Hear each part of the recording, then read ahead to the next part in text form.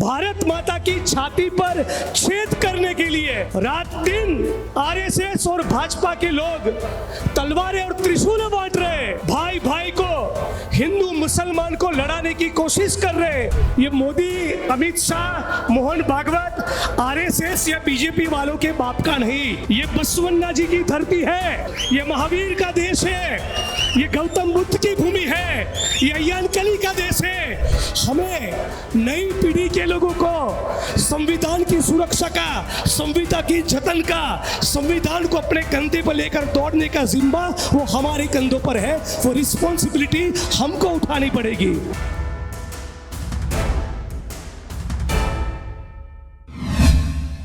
आज जब आरएसएस और बीजेपी के लोगों ने बाबा साहब अंबेडकर के संविधान को खत्म करने का निर्णय कर लिया है, पिछले 50, 60, 70 साल से भारत माता की छाती पर छेद करने के लिए रात दिन आरएसएस और भाजपा के लोग तलवारें और त्रिशूल बांट रहे, भाई भाई को, हिंदू मुसलमान को लड़ाने की कोशिश कर रहे।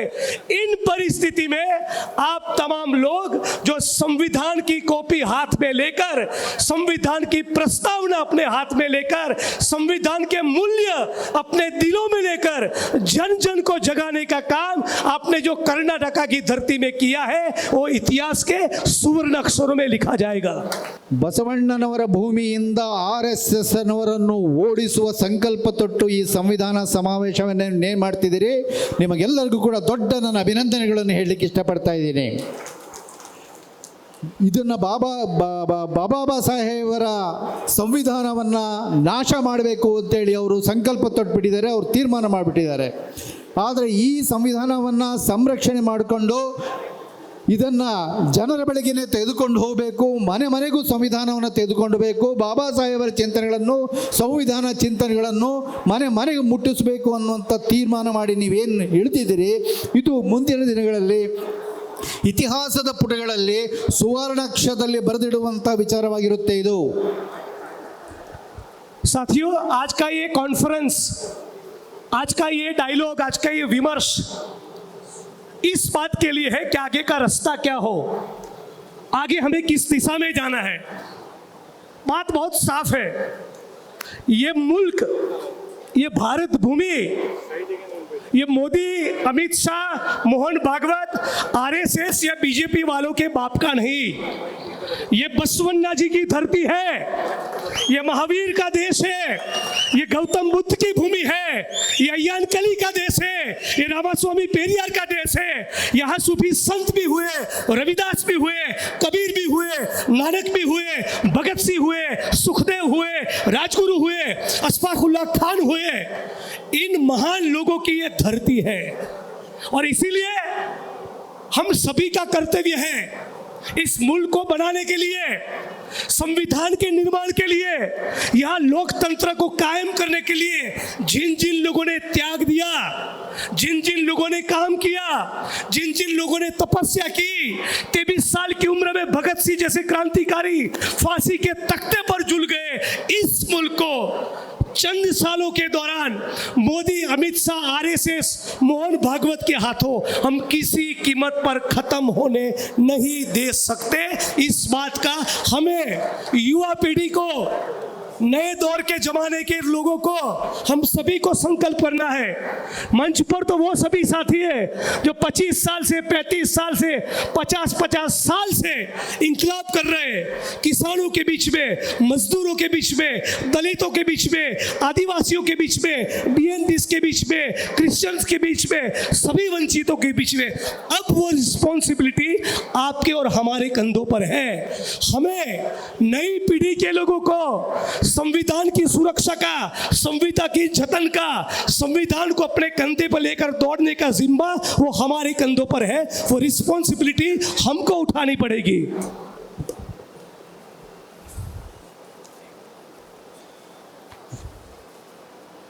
ಈ ಭೂಮಿ ಆರ್ಎಸ್ಎಸ್ ನವರ ಅಪ್ಪ ಅಜ್ಜಿಯರ ಭೂಮಿಯಲ್ಲ, ಇದು ಬಸವಣ್ಣವರ ಭೂಮಿ, ರವಿದಾಸ್ ಅವರ ಭೂಮಿ, ಕಬೀರ್ ಅವರ ಭೂಮಿ, ಅಶ್ಫಾಕುಲ್ಲಾ ಅವರ ಭೂಮಿ, ಫುಲೆ ನಾರಾಯಣ್ ಗುರು, ಅಂಬೇಡ್ಕರ್ ಅವರ ಭೂಮಿ. ಈ ಭೂಮಿಯಲ್ಲಿ ಈ ಕೆಲವು ಕ್ರಿಮಿನಲ್ಗಳು, ಅಮಿತ್ ಶಾ ಮತ್ತು ಮೋದಿಯಂತಹ ಒಂದು ಗ್ಯಾಂಗ್ಗಳು ಈ ದೇಶವನ್ನು ನಾಶ ಮಾಡಲಿಕ್ಕೆ ನಾವು ಯಾವುದೇ ಕಾರಣಕ್ಕೂ ಅವಕಾಶ ಕೊಡೋದಿಲ್ಲ. ಈ ಭೂಮಿಯನ್ನು ಸರ್ವನಾಶ ಬಿಡೋದಿಲ್ಲ. ನಮ್ಮ ಸಂತ ಶರಣ ಭೂಮಿಯನ್ನು ನಾವು ಕಾಪಾಡ್ಕೊಳ್ತೀವಿ. ಆದರೆ ಈ ಭೂಮಿಯನ್ನು ಕಾಪಾಡಿಕೊಳ್ಳುವಂತಹ ಜವಾಬ್ದಾರಿಯನ್ನು, ಹೊಣೆಗಾರಿಕೆಯನ್ನು ನಾವು ಅಂದರೆ ಯುವ ತಲೆಮಾರು ನಾವು ಇದನ್ನು ತಗೊಳ್ಬೇಕಾಗಿದೆ. ವೇದಿಕೆ ಮೇಲೆ ಕೂತಿರುವಂಥ ಹಿರಿಯರು ಏನಿದ್ದಾರೆ ಅವರು 20, 30, 40 ವರ್ಷಗಳಿಂದ ರೈತ, ದಲಿತ, ಕಾರ್ಮಿಕ ಎಲ್ಲ ಜನ ಸಮುದಾಯಗಳಿಗೋಸ್ಕರ ಸಂಘರ್ಷ ಮಾಡ್ತಾ ಈ ದೇಶವನ್ನು ಅಲ್ಲಿಂದ ಇಲ್ಲಿ ತನಕ ಕರ್ಕೊಂಬಂದಿದ್ದಾರೆ. ಆದರೆ ಇವತ್ತೇನು ಸಂಕಟದಲ್ಲಿದೆ, ಇದನ್ನು ಈ ಹೊಣೆಯನ್ನು ಇವತ್ತು ನಾವು ಯುವ ತಲೆಮಾರಿನ ನಾವೇನಿದ್ದೀವಿ ನಾವು ಆ ಜವಾಬ್ದಾರಿನ ಇವತ್ತು ಕೈಗೆತ್ತಿಕೊಳ್ಬೇಕಾಗಿದೆ. साथियों, आप जानते हैं कि मैं गुजरात से चलकर आता हूं. गुजरात में 2002 में दंगे हुए, अनगिनत लोगों का कत्लेआम हुआ, समाज को और भी हिंदू और मुसलमान में विभाजित किया. लेकिन फिर जब नेशनल और इंटरनेशनल मीडिया ने मोदी जी की जमकर धुलाई की, तब मोदी जी के कुछ सलाहकारों ने कहा कि अपनी छवि को छाप करने के लिए, अपनी इमेज को सुधारने के लिए आप एक काम करो, vibrant Gujarat global investor summit का एक आयोजन करिए. पूरे भारत के, देश के, दुनिया के उद्योगपतियों को, पूंजीपतियों को बुलाओ और अपने आप को एक विकास पुरुष के तौर में प्रेजेंट करो. और तभी से भारत के, गुजरात के और दुनिया के भी पूंजीपतियों ने तय किया कि यदि गौचर की जमीन चाहिए, यदि संसाधन चाहिए, यदि पूंजीवादी लूट करनी है, यदि किसान और मजदूरों के खिलाफ कानून बनाने हैं, जनता को लूटना है, तो मोदी से बेहतर विकल्प नहीं मिलेगा. ये सबसे पहले किसी ने तय किया तो गुजरात और भारत के पूंजीपतियों ने. आज पूरी देश का, दुनिया का पूंजीपति जमकर आरएसएस, बीजेपी और मोदी और अमित शाह के साथ खड़ा है. ये लोग आम जनता, किसान, मजदूर, दलित, आदिवासी, ओबीसी, माइनॉरिटीज के खिलाफ खड़े हैं. सारी जगह पर देखते हैं कोई भी नेता, चाहे वो पॉलिटिकल पार्टी का नेता हो या आंदोलनकारी हो, उसके घर ईडी भेजते हैं, सीबीआई भेजते हैं, इनकम टैक्स का छापा करवाते हैं, मीडिया में उनके लोग, न्याय तंत्र में उनके लोग, ब्यूरोक्रेसी में उनके लोग. यदि विपक्षी दलों के नेता चुनाव लड़ते हैं तो उनके खिलाफ पूरी फौज लेकर आरएसएस और बीजेपी के लोग उतरते हैं.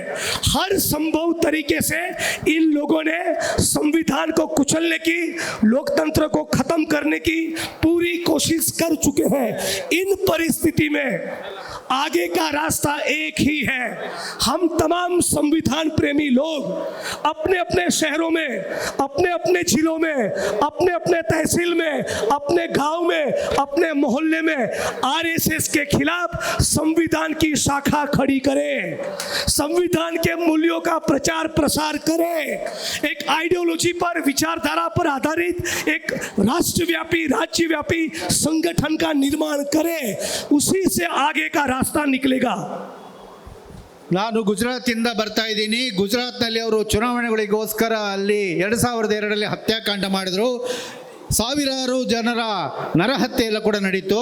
ಆಮೇಲೆ ಮೋದಿಯವರ ಇಮೇಜನ್ನು ಬಿಲ್ಡಪ್ ಮಾಡಲಿಕ್ಕೋಸ್ಕರ ನಾವು ಅಭಿವೃದ್ಧಿನ ತರ್ತೀವಿ ಗುಜರಾತ್ಗೆ ಅಂತೇಳಿ ಎಲ್ಲ ಬಂಡವಾಳಶಾಹಿಗಳನ್ನು ಸ್ವಾಗತಿಸಿ, ನಿಮಗೆ ಭೂಮಿ ಬೇಕಾ, ಬಂಡವಾಳ ಬೇಕಾ, ನೀರು ಬೇಕಾ, ಕರೆಂಟ್ ಬೇಕಾ, ಏನು ಬೇಕು ಹೇಳಿ ಅಂತೇಳಿ ಕರೆಯೋಕ್ಕೆ ಶುರು ಮಾಡ್ತು. ಅವತ್ತಿಂದ ಸ್ಟಾರ್ಟ್ ಆದಂಥ ಇವರ ಸಖ್ಯ ಹೆಂಗಾಗಿದೆಯಪ್ಪ ಅಂದರೆ, ಇವತ್ತಿನ ಭಾರತದ ಬಂಡವಾಳಶಾಹಿಗಳೆಲ್ಲ ಏನು ಬಯಸ್ತಾರಪ್ಪ ಅಂದರೆ, ನಮ್ಮ ಹಿತ ಕಾಯುವ ಯಾವುದೇ ಪಕ್ಷ ಅಥವಾ ನಾಯಕ ಇದ್ದಾರೆ ಅಂದರೆ ಅದು ಮೋದಿ ಮತ್ತು BJP ಅನ್ನಂಗೆ ನೋಡ್ತಾರೆ. ಇವತ್ತು ಇಡೀ ಭಾರತದ ಬಂಡವಾಳಶಾಹಿಗಳು, ಕಾರ್ಪೊರೇಟ್ಗಳು ಈ ಪಕ್ಷಗಳು ನಿಂತ್ಕೊಂಡಿದ್ದಾರೆ. ಇವರೆಲ್ಲರೂ ಕೂಡ ಸೇರಿ ರೈತರ, ಕಾರ್ಮಿಕರ, ದಲಿತರ, ಯುವಜನರ ಎಲ್ಲ ಬದುಕನ್ನು ನಾಶ ಮಾಡಿ ಕಾರ್ಪೊರೇಟ್ಗಳನ್ನ ಸಾಕ್ಲಿಕ್ಕೆ ಹೊರಟಿದ್ದಾರೆ. ಇಂಥ ಒಂದು ಸಂದರ್ಭದಲ್ಲಿ ಈಗ ನಮ್ಮ ಮುಂದೆ ಉಳಿದಿರುವಂಥ ದಾರಿ ಏನಪ್ಪ ಅಂದರೆ, ನಾವು ಈ ಸಂವಿಧಾನವನ್ನು ರಕ್ಷಣೆ ಮಾಡ್ಕೊಳ್ಳೋಕೆ ಮುಂದಾಗಬೇಕು. ಸಂವಿಧಾನ ರಕ್ಷಣೆ ಮಾಡ್ಕೊಳ್ಳೋಕೆ ನಾವು ಮುಂದಾಗಬೇಕು ಅಂತ ಹೇಳಿದ್ರೆ ನಾವು ಮಾಡಬೇಕಾಗಿರೋ ಕೆಲಸ ಏನಪ್ಪ ಅಂದರೆ, ನಾವು ನಮ್ಮ ನಮ್ಮ ಹಳ್ಳಿಯಲ್ಲಿ, ನಮ್ಮ ಏರಿಯಾಗಳಲ್ಲಿ, ನಮ್ಮ ಪ್ರದೇಶಗಳಲ್ಲಿ, ನಮ್ಮ ಶಾಲೆಯಲ್ಲಿ ಎಲ್ಲೆಲ್ಲಿ ಸಂಘ ಪರಿವಾರದ ಶಾಖೆಗಳಿದಾವೋ ಅಲ್ಲೆಲ್ಲ ಕೂಡ ನಾವು ಸಂವಿಧಾನದ ಶಾಖೆಗಳನ್ನು ತೆರಿಬೇಕು. ಸಂಘ ಪರಿವಾರದ ಶಾಖೆಗಳ ವಿರುದ್ಧವಾಗಿ ಸಂವಿಧಾನದ ಶಾಖೆಗಳನ್ನು ತೆಗೆದು ನಾವು ಸತ್ಯನ ಬಿತ್ತೋ ಕೆಲಸ ಮಾಡಬೇಕು. आखिर में उतना ही कहूँगा, जो साथी परकला प्रभाकर जी ने कहा था कि सारे विधायक, सांसद, नेता, मंत्रियों पर ज़्यादा भरोसा मत करो। मेरा भी यही कहना है, नेताओं के बजाय अपने आप पर ज़्यादा भरोसा करो। मुझे भी नेताओं से ज़्यादा उन लोगों पर ज़्यादा भरोसा है जो सड़क पर उतरते हैं, जो इंकलाब करते हैं, जो किसानों के लिए लड़ते हैं, जो मजदूरों के लिए लड़ते हैं, जो दलितों के लिए लड़ते हैं, जो महिलाओं के लिए लड़ते हैं। लड़ेंगे तो ही जीतेंगे। केवल चुनावी राजनीति से सब कुछ नहीं होगा। हाँ, चुनाव में आरएसएस को, बीजेपी को हराना है, कर्नाटका में भी हराना है, गुजरात में भी हराना है, पूरे देश में भी हराना है। लेकिन उनको चुनाव में हराने के साथ साथ सड़क पर उतरकर जो भी पॉलिटिकल पार्टी की सरकार हो और अपनी बात न माने तो उनको झुकाने के लिए सड़क पर उतरकर इंकलाब करना पड़ेगा। हम सड़क पर उतरेंगे, जरूरत पड़ने पर मैं भी आपके साथ, आपके बीच आकर खड़ा रहूंगा, चाहे कर्नाटका हो, चाहे दिल्ली हो, चाहे गुजरात हो। बाबा साहब अम्बेडकर ने कहा था, शिक्षित बनो, संगठित बनो और संघर्ष करो। भगत सिंह ने भी कहा था, संघर्ष संघर्ष अंतिम दम तक संघर्ष। चाहे जीत हो, हार हो, आपका और हमारा एक ही संकल्प है, एक ही कर्तव्य है, सड़क पर उतरेंगे, इंकलाब करेंगे, लड़ेंगे, जीतेंगे। अब तमाम साथियों ने सुना, उसके लिए अब तमाम साथियों का शुक्रिया अदा।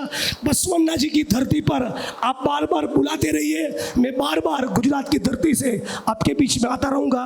जय भीम, जय भारत, जय संविधान। लड़ेंगे, जीतेंगे। ಪರಕಾಲ ಪ್ರಭಾಕರ್ ಅವರು ಮಾತಾಡ್ತಾ ಹೇಳಿದರು, ಈ ಪಕ್ಷಗಳನ್ನು, ನಾಯಕರನ್ನು ನಂಬೇಡಿ ಅಂತ ಹೇಳಿದರು. ನಾನು ಕೂಡ ಅದು ಹೇಳ್ತೀನಿ, ಯಾವುದೇ ಪಕ್ಷ, ಯಾವ ನಮ್ಮ ನಾಯಕರಿಗಿಂತನೂ ಕೂಡ ನಾವು ವಿಶ್ವಾಸ ಇಡಬೇಕಾಗಿರುವಂಥದ್ದು ಈ ನೆಲದ ಬೀದಿಯಲ್ಲಿ ನಿಂತ್ಕೊಂಡು ಹೋರಾಟ ಮಾಡ್ತಿರುವಂಥ ಜನತೆನೇ. ಬೀದಿಯಲ್ಲಿ ನಿಂತ್ಕೊಂಡು ಯಾರು ಹೋರಾಟ ಮಾಡ್ತಾರೆ ಅವರು ಮಾತ್ರವೇ ಬದಲಾವಣೆ ತರಲಿಕ್ಕೆ ಸಾಧ್ಯ. ಹಾಗಾಗಿ ಈ ಹೋರಾಟದಲ್ಲಿ ನೀವೆಲ್ಲ ಇದ್ದೀರಿ, ನೀವು ಬೀದಿಯಲ್ಲಿ ನಿಂತು ಸಂವಿಧಾನಕ್ಕೋಸ್ಕರ, ಬದಲಾವಣೆಗೋಸ್ಕರ ಸಂಘರ್ಷ ಮಾಡ್ತಿದ್ದೀರಿ. ನಿಮ್ಮ ಜೊತೆ ನಾನು ಸದಾ ನಿಮ್ಮ ಜೊತೆ ಇರ್ತೀನಿ. ಅಂಬೇಡ್ಕರ್ ಅವರು ಇನ್ನೊಂದು ಮಾತು ಹೇಳಿದರು, ಶಿಕ್ಷಣ, ಸಂಘಟನೆ ಮತ್ತು ಹೋರಾಟ ಅಂತ ಹೇಳಿದರು. ಇನ್ನೊಂದು ಮಾತು ಕೂಡ ಅಂಬೇಡ್ಕರ್ ಹೇಳಿದರು, ಸಂಘರ್ಷ ಸಂಘರ್ಷ ಸಂಘರ್ಷ, ಕೊನೆ ಮುಟ್ಟುವ ತನಕ ಸಂಘರ್ಷ ಅಂತಲೂ ಕೂಡ ಅಂಬೇಡ್ಕರ್ ಅವರು ಹೇಳಿದರು. ಸೊ ಸಂಘರ್ಷ ಮಾತ್ರವೇ ಬದಲಾವಣೆ ತರ್ತದೆ. ಈ ಸಂಘರ್ಷದಲ್ಲಿ ಸದಾ ನಿಮ್ಮ ಜೊತೆ ಇರ್ತೀನಿ. ನೀವು ನನಗೆ ಮತ್ತೆ ಮತ್ತೆ ಕರ್ನಾಟಕಕ್ಕೆ ಕರಿತೀರಿ, ನಾನು ಮತ್ತೆ ಮತ್ತೆ ಗುಜರಾತಿಂದ ಬಂದು ನಿಮ್ಮ ಜೊತೆ ಕರ್ನಾಟಕದ ಹೋರಾಟದಲ್ಲೂ ಕೂಡ ನಿಮ್ಮ ಜೊತೆಗಿರ್ಲಿಕ್ಕೆ ಬಯಸ್ತೀನಿ. ಜೈ ಭೀಮ್, ಜೈ ಸಂವಿಧಾನ್, ಜೈ ಭಾರತ್. ಮತ್ತಷ್ಟು ವಿಶೇಷ ವಿಡಿಯೋಗಳನ್ನು ನೋಡಲು ಮತ್ತು ಹೊಸ ವಿಡಿಯೋಗಳ ಬಗ್ಗೆ ತಿಳಿಯಲು ಈ ದಿನ .com ಯೂಟ್ಯೂಬ್ ಚಾನೆಲ್ ಸಬ್ಸ್ಕ್ರೈಬ್ ಮಾಡಿ ಮತ್ತು ಬೆಲ್ ಐಕಾನ್ ಕ್ಲಿಕ್ ಮಾಡಿ.